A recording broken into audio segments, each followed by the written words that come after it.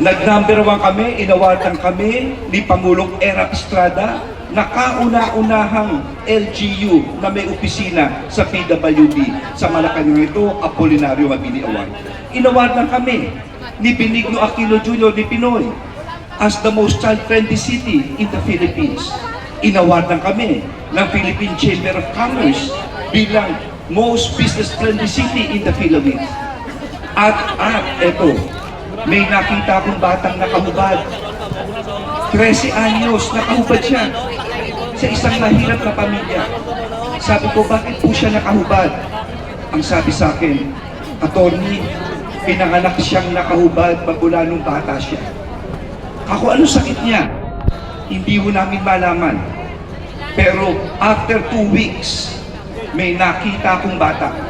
Graduate dito sa may Alabang, mayaman sila. First honor. Anong sakit ng bata? Autism. Yung batang yun at yung batang nakabuhubad, pareho ng sakit. Ang diferensya, isa anak mahirap, isa mayaman. At ang sabi ko, babaguhin ko ito.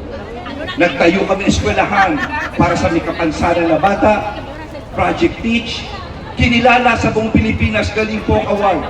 Nilaban namin sa United Nations. 100 bansa ang lumaban at napili ang Pilipinas, Mandaluyong ng United Nations Public Service Award para po sa eskwelahan ng mga may kapansanan.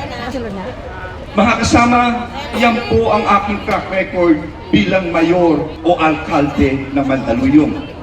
At yan ang iaambag ko dito po sa Pilipinas. Sa totoo lang, ako'y bilib sa Iloilo. Alam nyo ba na sa airport sa buong Pilipinas, pang-5 kayo? Alam nyo ba pang-5 kayo? Number 3, ang unang 3 ay ang Maynila, sumunod ang Mactan, at ang pang-5 ay ang Iloilo. Ibig sabihin, mayaman, maunlad at pinagmamalaki sa buong Pilipinas ang Iloilo. Kaya huwag kayo mag-alala, suportado ko kayo. Dahil sa inyong airport, ito'y nasa NEDA pa. Naku, naubusan na pala ako ng oras dito. Pasensya na, hindi ko napansin. Ito lang masasabi ko, wala ho kayong Ilonggo na senador ngayon, hindi ba? Tinanong sa amin kanina. Pwede ba maglabing sa inyo? Pwede bang ampunin nyo na yung 12 slate ng alyansa bilang susunod na senador ng Pilipinas? Mabuhay Iloilo, mabuhay kayo lahat! Maraming salamat po, Senator Ben-Hur Avalos. Muli mga kababayan, ating pong palakpakan ang alyansa para sa bagong Pilipinas. At bilang paghahanda po sa pagdating ng ating mahal na Pangulo, aming pong inaanyayahan ang lahat na tayo po ay manatili sa ating mga kinaroroonan.